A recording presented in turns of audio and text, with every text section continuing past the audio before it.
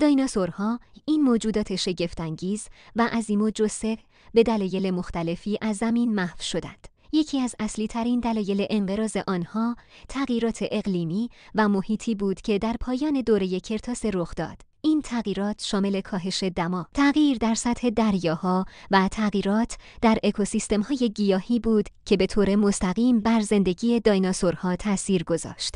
علاوه بر این، برخورد یک شهاب سنگ بزرگ به زمین که به طور گسترده‌ای به عنوان یکی از دلایل اصلی انقراض دایناسورها شناخته می‌شود، می‌تواند به ایجاد گردو و ذراتی منجر شود که نور خورشید را مسدود کرده و به کاهش دما و تغییرات شدید آب منجر شود.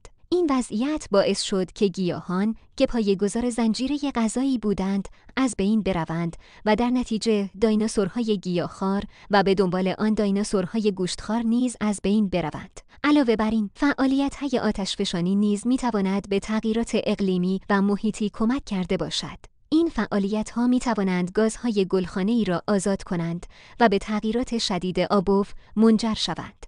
در نهایت، ترکیبی از این عوامل به همراه رقابت برای منابع غذایی و زیستگاه باعث شد که دایناسورها نتوانند به بقای خود ادامه دهند و به تدریج از زمین محو شوند. این انقراض